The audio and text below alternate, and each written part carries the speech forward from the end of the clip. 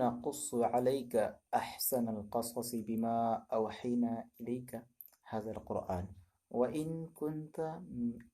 كنت من قبله لمن الغافلين۔ حضرت یوسف علیہ السلام کے والد ماجد حضرت یعقوب علیہ السلام تھے۔ آپ کا قصہ بہت مشہور ہے اور اس میں بہت سی نصیحتیں ہیں، دنیا کے نشیب افراز ہیں۔ یہ سبق ہے کہ انسان آزمائشوں میں پڑھ کر پاک دامن رہ سکتا ہے اور گناہوں سے اپنے کو بچا سکتا ہے۔ اس لیے اللہ تبارک و تعالیٰ نے حضرت یوسف علیہ السلام کے قصے کو قرآن حکیم میں تفصیل سے بیان کیا اور اس کو احسن القصص فرمایا۔ زندگی کے واقعات جو انسان کو پیش آتے ہیں اور آ سکتے ہیں، اور انسان ہر موقع پر گناہوں سے بچ سکتا ہے، کیسے بچے، کس طرح سے بچے، وہ ساری چیزیں اس صورت میں بتائی گئی ہیں۔ حضرت یعقوب علیہ السلام کا خاص وطن ملک شام تھا، ارض فلسطین میں کنعان سے آپ کا تعلق تھا۔ حضرت یوسف علیہ السلام اور بنیامین اسی جگہ پیدا ہوئے۔ اس قدیم ترین دور میں لوگ بھیڑ اور بکریاں پالتے تھے اور یہی جانور ان لوگوں کے لیے ذریعہ معاش ہوتے تھے۔ گھر کے نوجوان لڑکے بھیڑیں اور بکریاں چراتے تھے اور جنگلوں میں دور دور تک چلے جاتے تھے۔ اس قدیم دور میں ایک ملک سے دوسرے ملک قافلے آتے جاتے تھے، ہندوستان سے بھی قافلے جاتے تھے۔ ان قافلوں کے ذریعے تجارت بھی ہوتی تھی اور خطوط بھی جاتے تھے، اور اس قدیم دور میں غلامی کا بھی رواج تھا۔ تاریخ سے یہ سب باتیں معلوم ہو سکتی ہیں، پتہ چلتی ہیں۔ نور جہاں اسی طرح ہندوستان آئی اور شہنشاہ جہانگیر کی ملکہ بنی۔ حضرت یوسف علیہ السلام حسن جمال اور شرافت میں بہت ہی لاسانی اور بلند تھے۔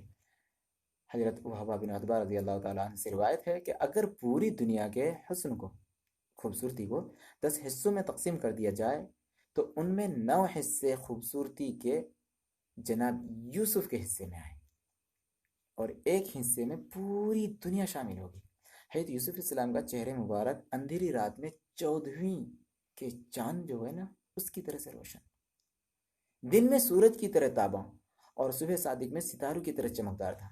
جس وقت آپ کی ولادت ہوئی در و دیوار جگمگا اٹھے، راحل کے لخت جگر سے تمام کنعان روشن ہو گیا۔ شہر کا کوئی انسان نہ تھا جو حضرت یوسف کے روئے مبارک کی زیارت سے متحیر نہ ہو گیا۔ آپ کے خاندان کے ہر فرد کو آپ سے پیار تھا۔ آپ کی والدہ ماجدہ آپ کو ایک لمحے کے لیے بھی اپنے پاس سے جدا نہ کرتی، غرض کہ آپ کی پرورش بڑے ناز و نام سے ہونے لگی۔ 2 سال کے بعد راحل کے ایک لڑکا پیدا ہوا جس کا نام بنیامین رکھا گیا۔ بنیامین کی پیدائش کے بعد قضائے الہی سے آپ کی والدہ کا انتقال ہو گیا اور اس طرح آپ والدہ معظمہ کے سایہ عاطفت سے محروم ہو گئے۔ حضرت یعقوب کو اپنی عزیز بیوی کے انتقال کا بے حد غم ہوا اور آپ ہر وقت اداس رہنے لگے۔ انہیں اب حضرت یوسف کی پرورش کی فکر دامنگیر ہوئی۔ آخر کار اللہ تبارک و تعالیٰ نے ان کی اس مشکل کو بھی آسان کر دیا، اور حضرت یوسف علیہ السلام سے متعلق بہت ساری باتیں ہیں جو میں آپ کو بتاؤں گا انشاءاللہ، کہ وہ سب میں اللہ تبارک و تعالیٰ ساری چیزوں کا مالک ہے، سب میں وہ یکتا اور بے مثل ہے، اس جیسا کوئی بھی نہیں ہے۔ اللہ ہر مشکل کا حل نکالتا ہے، آسانیاں نکالتا ہے۔ انسان کی اصلاح کے لیے، فلاح بہبودی کے لیے اور بہتری کے لیے اللہ تبارک و تعالیٰ نے دنیا میں خاص بندے سے، جو خاص بندے ہیں، پیغمبر ہیں اور رسول ہیں، انہیں بھیجا تاکہ انسان صحیح راستے پر چلے، غلط راستہ اختیار نہ کرے اور برائیوں میں نہ پڑ جائے۔ حضرت نوح علیہ السلام، حضرت ابراہیم علیہ السلام، حضرت یعقوب علیہ السلام، حضرت یوسف علیہ السلام، حضرت موسیٰ علیہ السلام، حضرت سلیمان علیہ السلام، حضرت عیسیٰ علیہ السلام اور آخر میں حضرت محمد صلی اللہ علیہ وسلم، یہ سب جو تشریف لائے تو لوگوں کی رہنمائی اور بھلائی کے لیے، اصلاح کے لیے۔ اب میں انبیاء کرام کا یہ سلسلہ انسانوں کی بھلائی کے لیے تھا، یہاں ہم یوسف علیہ السلام کا قصہ بیان کریں گے انشاءاللہ۔ اس قصے میں حضرت انسان کے لیے بہت سی عبرتیں اور نصیحتیں ہیں۔ حضرت یوسف علیہ السلام کو اللہ تعالیٰ نے نہایت خوبصورت اور حسین پیدا کیا تھا، وہ حسن میں بے مثل اور یکتا تھے، ساتھ ہی ساتھ وہ عمل، کردار، عادات و اطوار سب میں افضل اور اعلیٰ تھے۔ اللہ تعالیٰ نے انہیں بے مثل حسن دیا تھا۔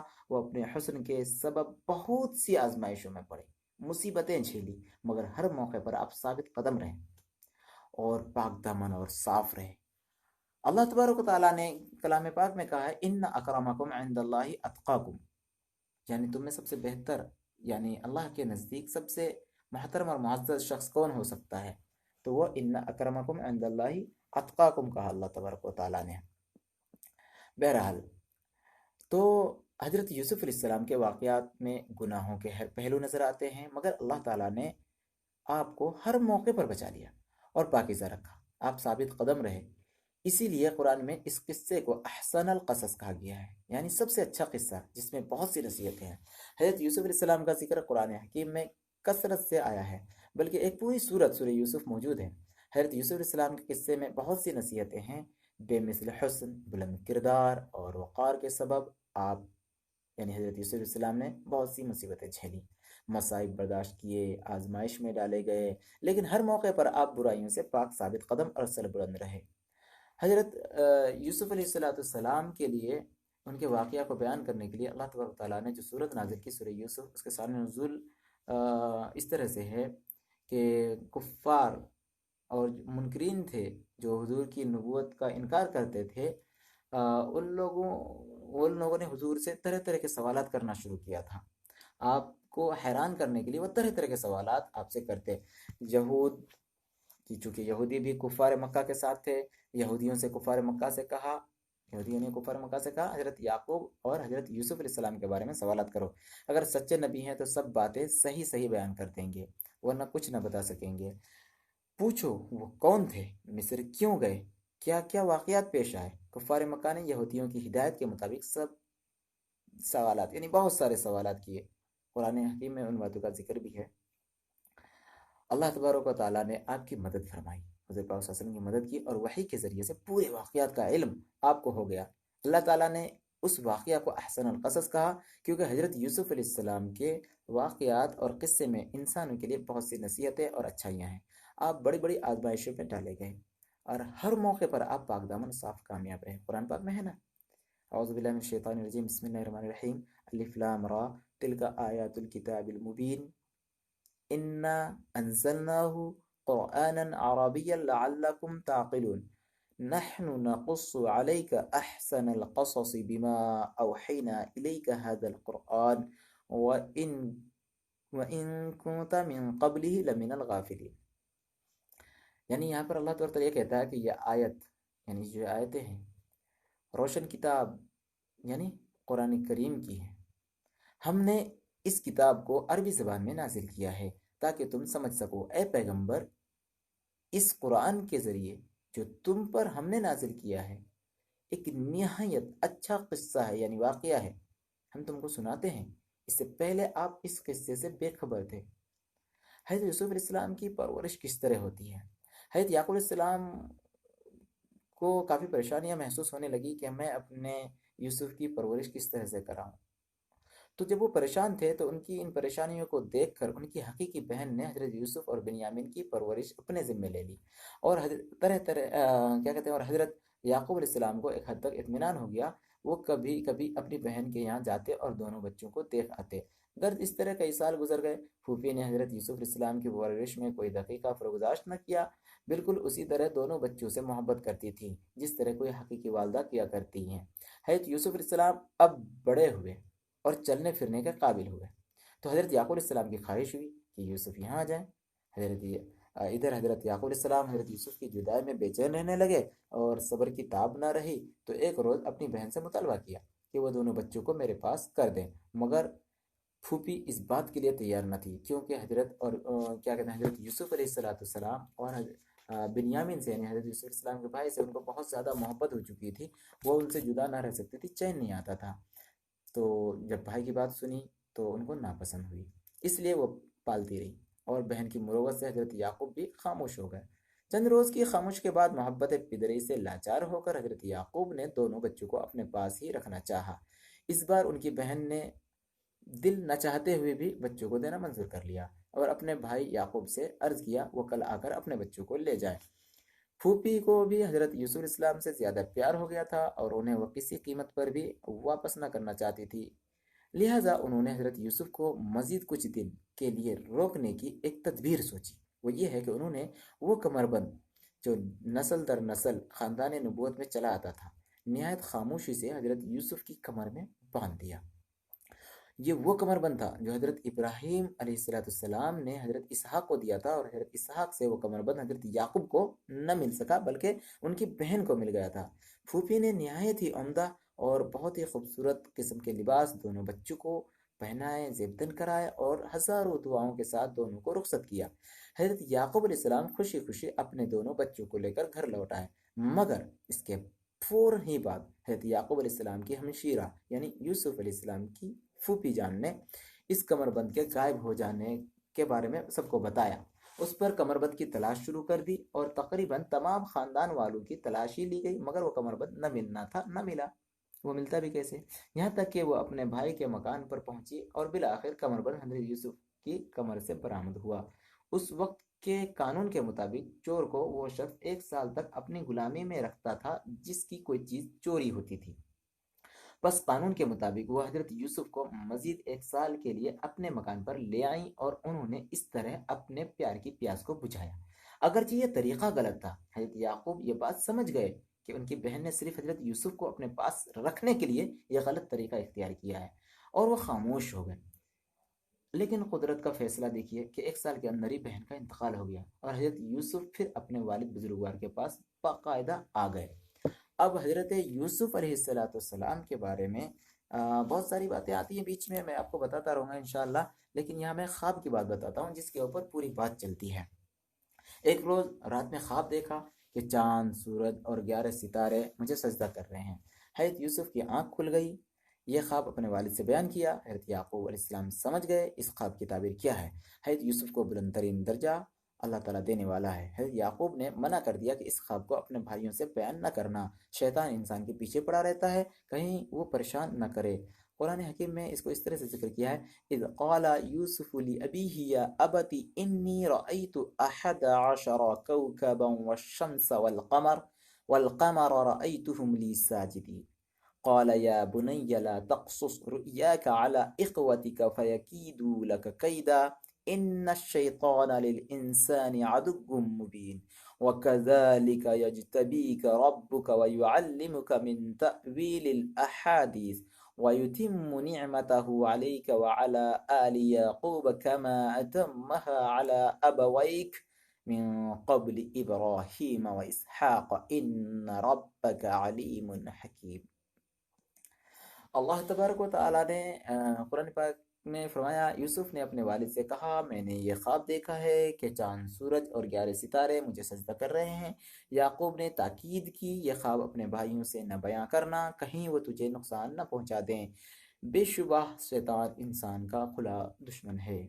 اللہ نے تجھے چن لیا ہے اور بڑا درجہ دے گا، تجھے خواب کی تعبیر بیان کر دینے کا علم سکھا دے گا اور اپنی نعمت تجھ پر اور آل یعقوب پر تمام کرے گا، جس طرح اس نعمت یعنی نبوت کو پورا کیا تیرے اجداد پر، پہلے ابراہیم اور اسحاق پر، اور تیرا پروردگار بے شک جاننے والا اور حکمت والا ہے۔ اب حضرت یوسف نے یکے بعد دیگر کئی خواب دیکھے جن کے صحیح ہونے میں کوئی شک و شبہ کی گنجائش نہیں ہے، اس لیے کہ پیغمبروں کے خواب ہمیشہ سچے ہوتے ہیں، اور جس کے ثبوت میں تفسیر معالم موجود ہے، آپ اس کا مطالعہ کر سکتے ہیں۔ آپ کی عمر یعنی حضرت یوسف کی عمر تقریباً 10-12 سال کی ہوگی کہ آپ نے ایک رات خواب دیکھا کہ ایک گھوڑا سوار آپ کے پاس آیا اور کہتا ہے اے یوسف اٹھو اور اپنا عصا زمین میں نصب کر دو۔ آپ نے اس کے کہنے پر عمل کیا اور اپنا عصا گاڑ دیا۔ اس کے چاروں طرف دفعتاً حضرت یوسف کا عصا ایک سرسبز و شاداب پھلدار درخت کی صورت میں تبدیل ہو گیا، جس میں سے انواع اقسام کے میوہ جات زمین پر گرنا شروع ہو گئے، لیکن تاریکی اس قدر تھی کہ زمین پر سے ان میووں کا چن لینا دشوار ہو گیا۔ یکایک وہ درخت اس قدر روشن ہو گیا کہ اس کی روشنی سے اور پھر سب کچھ دکھائی دینے لگا، سب کچھ چننے لگے لوگ اور پریشانی ختم ہو گئی۔ اور ان کے اس روشنی میں حضرت یوسف کے بھائی نے زمین سے ان میووں کو چنا اور خوب سیر ہو کر کھایا، اور حضرت یوسف کے غائب درجہ شکر گزار ہوئے اور ان کی تعریف و توصیف کرنے لگے۔ اس کے بعد پھر ایک خواب ہے، یوسف نے ایک رات پھر خواب دیکھا کہ وہ ان کے تمام بھائی کسی جنگل میں ایک ساتھ موجود ہیں اور آپس میں مل کر لکڑیاں چن رہے ہیں۔ حضرت یوسف کی چنی ہوئی لکڑیوں کا ڈھیر الگ ہے اور تمام بھائیوں کا ڈھیر الگ۔ پھر کیا دیکھتے ہیں کہ ان کے بھائیوں کی ڈھیر کی گئی تمام لکڑیوں کا رنگ سیاہ نظر آ رہا ہے اور ان کے اپنے ڈھیر کی تمام لکڑیاں سفید رنگ کی نظر آ رہی ہے۔ ان کے بھائی یہ ماجرا دیکھ کر بہت حیران ہوئے۔ پھر کیا دیکھتے ہیں کہ ایک بزرگ نمودار ہوئے، روشن چہرہ، نورانی داڑھی، ان کے ہاتھ میں اچھی ترازو تھی، وہ لکڑیوں کا وزن کرنے لگے۔ ایک پلڑے میں حضرت یوسف کی جمع شدہ لکڑیاں رکھی اور دوسرے میں ان کے تمام بھائیوں کی جمع شدہ لکڑیاں رکھ دی۔ ڈنڈی اٹھایا تو دیکھا کہ حضرت یوسف کی جمع شدہ لکڑیاں جو ہیں وہ وزندار زیادہ ہے، ان کے بھائیوں کی کم ہے۔ حضرت یوسف علیہ السلام نے کئی خواب دیکھے۔ اب ایک رات کو جب حضرت یوسف اپنے والد کی خوابگاہ میں آرام فرما رہے تھے کہ انہوں نے ایک خواب دیکھا۔ یہ خواب وہی تھا جس کا قرآن کریم میں ان الفاظ میں ذکر آیا ہے کہ اذ قال یوسف لأبیہ یا ابت انی رأیت احد عشر کوکبا والشمس والقمر رأیتهم لی ساجدین۔ یہ جو خواب ہے، اس خواب سے متعلق اللہ تبارک تعالیٰ نے قرآن پاک میں جو ذکر کیا ہے، اس خواب میں حضرت یوسف کے بارے میں ساری سجدہ کرنے والی باتیں آئی ہیں۔ خواب دیکھ کر جناب یوسف نہایت سراسیمہ ہوئے اور اسی سراسیمگی کی حالت میں آنکھ کھل گئی۔ آپ نے اپنے والد بزرگوار کو جگایا، ان سے عرض کیا کہ میں نے ابھی ایک ایسا خواب دیکھا ہے جس نے ہوش اڑا دیے ہیں۔ حضرت یعقوب متوجہ ہوئے تو آپ نے بتایا کہ میں ایک بلند و بالا پہاڑ کی چوٹی پر بیٹھا ہوں جس کے چاروں طرف نہریں جاری ہیں اور ان کے ارد گرد میوے دار درخت ہیں۔ حیران ہو کر اس نظارے کو دیکھ رہا تھا کہ ایک بزرگ نما شخص اور بہت ہی خوبصورت اور ایک معزز شخص آیا، اور معزز یعنی باوقار شخص، معتبر شخص، کنجیوں کا گچھا میرے ہاتھ میں دے دیا اور فرمایا کہ اس سارے جہان کی کنجیاں ہیں۔ میں نے آسمان کی طرف نظر اٹھا کر دیکھا تو مجھے ایسا معلوم ہوا کہ تمام آسمانوں کے دروازے کھل گئے ہیں۔ ابھی ان دروازوں کو دیکھ ہی رہا تھا کہ یکایک آسمان سے 11 ستارے، چاند اور سورج اس پہاڑ پر اتر آئے اور انہوں نے مجھے سجدہ کیا۔ اس خواب کو سن کر حضرت یعقوب علیہ السلام سمجھ گئے کہ حضرت یوسف کو اللہ تعالیٰ بہت بلند درجہ عطا کرے گا اور دنیا و آخرت دونوں جگہ سرفراز ہوں گے۔ چنانچہ آپ نے بیٹے کو تسلی و تشفی دی۔ اس خواب کی تعبیر اس طرح سے بیان کیا حضرت یوسف کے والد محترم حضرت یعقوب نے کہ جانب ادھر، تم بالکل مت ڈرو، تمہارا یہ خواب بہت ہی مبارک خواب ہے۔ اللہ تعالیٰ تمہیں دنیا و دین میں بہت بڑا درجہ عنایت کرنے والا ہے۔ تم ایک روز مصر کے بادشاہ بنو گے۔ یہی نہیں بلکہ خدا پاک تمہیں نبوت کا درجہ بھی عطا فرمائے گا اور تم پر وحی نازل ہوا کرے گی جیسی کہ انبیاء سلف پر نازل ہوتی رہی ہے۔ تمہارے سوتیلے بھائی جو تم کو پسند نہیں کرتے تمہاری اطاعت کریں گے، خاندان والے جو آج تمہارے خلاف ہیں تمہارا کچھ نہ بگاڑ سکیں گے اور آخرکار وہ فرما بردار بن جائیں گے۔ وقتی طور پر تمہیں تھوڑی بہت تکالیف و مشکلات کا سامنا کرنا پڑے گا، مگر بیٹا صبر کرنا، تکلیف اور مشکل کے وقت خدا کو یاد کرنا اور اسی پر بھروسہ رکھنا کہ وہی رحمان و رحیم ہے۔ خبردار اپنے اس خواب کو کسی دوسرے کے سامنے ہرگز نہ بیاں کرنا، مبادا وہ تمہیں تکلیف میں مبتلا کر دے۔ بہرحال حضرت یعقوب علیہ السلام کی تسلی آمیز باتوں سے حضرت یوسف کے دل سے خوف دور ہو گیا اور اطمینان ہو گیا اور وہ مطمئن ہو گیا۔ لیکن اب ایک چیز یہاں سمجھنے کی ہے، جس وقت حضرت یوسف علیہ السلام اور حضرت یعقوب علیہ السلام دونوں باپ بیٹے باتوں میں مصروف تھے، اتفاقاً ان کی سوتیلی والدہ نے سب باتیں سن لی اور سمجھ گئیں کہ میرے لڑکے باپ کی نظروں میں بلند درجہ نہیں پائیں گے۔ حضرت یوسف کو راستے سے ہٹا دیا جائے تاکہ سب بھائی اس ذلت و غلامی سے بچ جائیں جس کی یہ پیشن گوئی کر رہے ہیں والد ماجد جو بتا رہے ہیں۔ چنانچہ وہ الٹے پیروں واپس ہوئی اور اپنے تمام بیٹوں کو جمع کر کے انہیں ہوشیار کر دیا۔ بھائیوں کے تن بدن میں آگ لگ گئی اور وہ آپس میں سرگوشیاں کرنے لگے اور باہم مشورہ کے بعد آخر یہ طے کیا کہ کسی نہ کسی ترکیب سے حضرت یوسف کو ختم کر دیا جائے۔ بڑے بھائی نے جو ان سبوں سے ہوشیار اور دانا تھا کہا، بھائیو یوسف کو جان سے مارنا ٹھیک نہیں ہے، میری رائے تو یہ ہے کہ راستے سے انہیں ہٹا دیا جائے، مارنا ہی ضروری نہیں ہے، وہ ہمارے والد کی نظر میں وہ زیادہ چہیتے اور زیادہ عزت دار ہیں، بلند مرتبے والے ہیں، ہم بلند مرتبے والے نہیں ہیں۔ تو اس کا مطلب یہ نہیں کہ ان کو مار کر ہی ختم کیا جائے، ان کو مارنا ہی ضروری ہے، کسی اور طریقے سے بھی راستے سے ہٹایا جا سکتا ہے، اس کی اور بھی بہت سی صورتیں ہو سکتی ہیں۔ قتل کرنا اور ہلاک کرنا گناہ ہے، جرم ہے، ان کو ساتھ کھیلنے کے بہانے جنگل میں لے جائیں، وہاں ممکن ہے کہ بھیڑ یا جو جانور ہیں وہاں کے بھیڑیا وغیرہ انہیں کھا جائے۔ سب نے یہ تدبیر پسند کر لی، سب نے سوچا بہت اچھی بات ہے۔ دوسرے دن تمام بھائی حضرت یوسف کے پاس گئے اور بڑے ہی پیار